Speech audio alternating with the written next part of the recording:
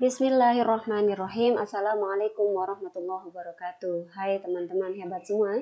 Berjumpa kembali masih dalam pembelajaran tema kelas 6.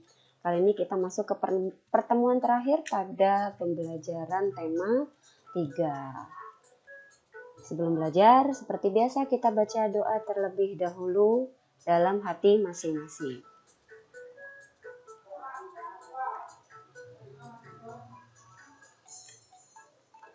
Oke, kita lanjutkan.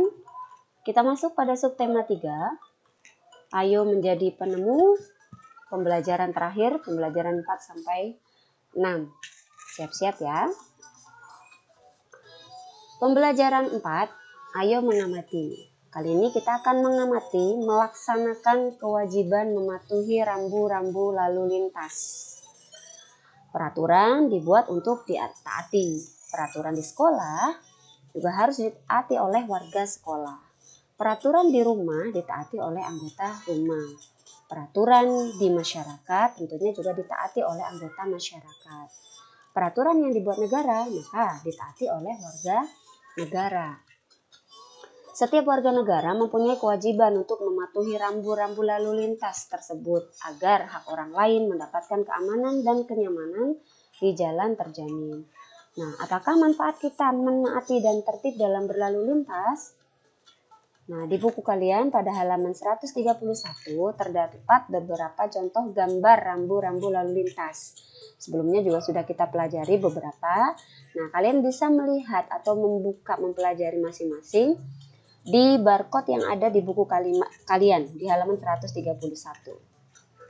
Oke, kita lanjut. Manfaat rambu-rambu lalu lintas untuk diri sendiri antara lain 1. Menjaga keselamatan di jalan raya.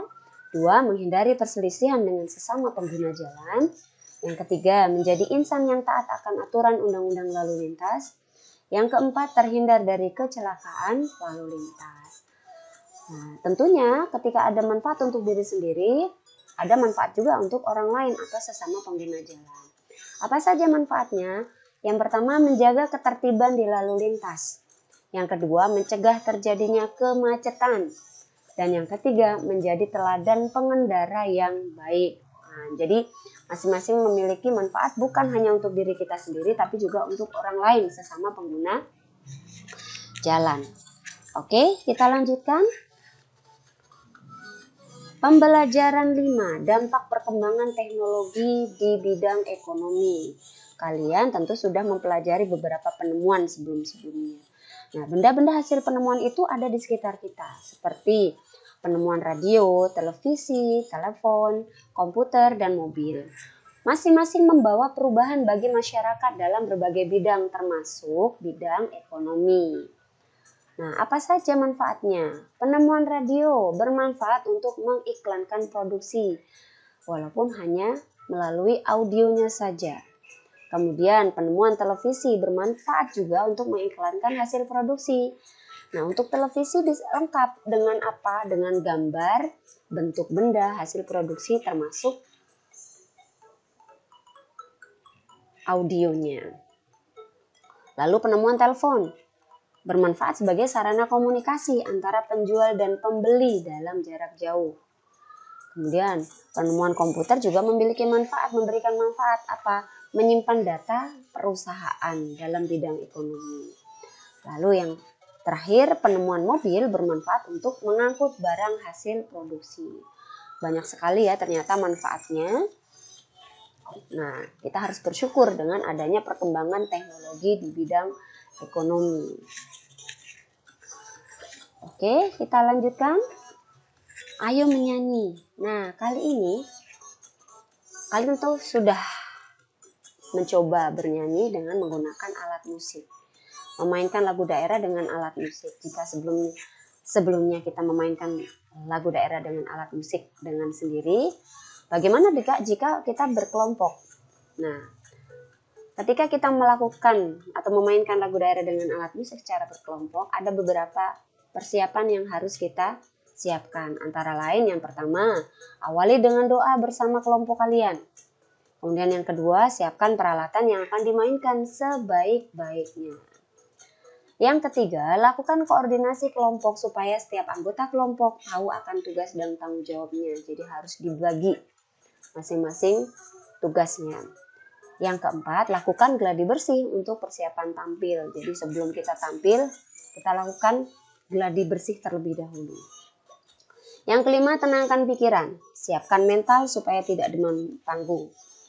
Yang keenam, tampillah dengan penuh percaya diri.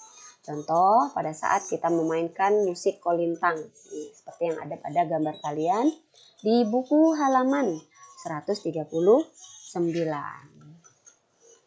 Oke, kita lanjutkan pembelajaran 6. Kali ini menggunakan kosakata baku dan kalimat efektif. Masih ingat ya kosakata baku dan kalimat efektif. Nah, kita akan bahas dulu tentang poster. Apa itu poster? Pengertian poster adalah suatu media publikasi atau media informasi yang memadukan antara tulisan, gambar, atau kombinasi keduanya dengan tujuan untuk memberikan informasi kepada halayak. Jadi informasi dalam bentuk tulisan atau gambar, atau kedua-duanya kombinasi antara tulisan dan gambar. Lalu poster dipasang di tempat keramaian dan strategis atau tempat yang banyak dilewati banyak orang, seperti di kawasan sekolah, pasar, perkantoran, fasilitas kesehatan, dan lainnya. Informasi yang disampaikan oleh poster bersifat mengajak, jadi mengandung ajakan. Ini contohnya, bagaimana cara memakai masker dengan benar? Nah, apalagi dalam kondisi seperti ini ya, kita masih dalam masa pandemi, kita masih diharuskan mengikuti protokol kesehatan, diantaranya salah satunya yaitu memakai masker. Nah, kita akan tunjukkan arahannya seperti apa supaya diikuti oleh orang banyak. Nah, tugas kalian ayo berkreasi pada buku kalian halaman 144. Buatlah sebuah poster yang berisi contoh sikap bertanggung jawab. Gunakan kosakata baku dan kalimat efektif. Kalian dapat menghias poster dengan gambar yang menarik. Nah, untuk tugas ini kalian gunakan kertas A3. Ya, kertas A3. Kalau karton terlalu besar, jadi cukup dengan gunakan kertas A3.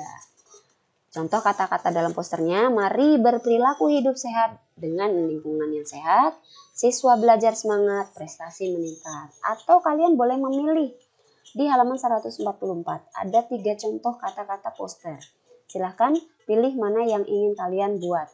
Dan ingat, supaya lebih menarik, tambahkan gambar supaya orang akan lebih tertarik dengan poster yang kalian buat dan mau mengikuti sesuai dengan saran yang kalian buat atau poster yang kalian buat, kalimat yang terdapat dalam poster kalian tersebut.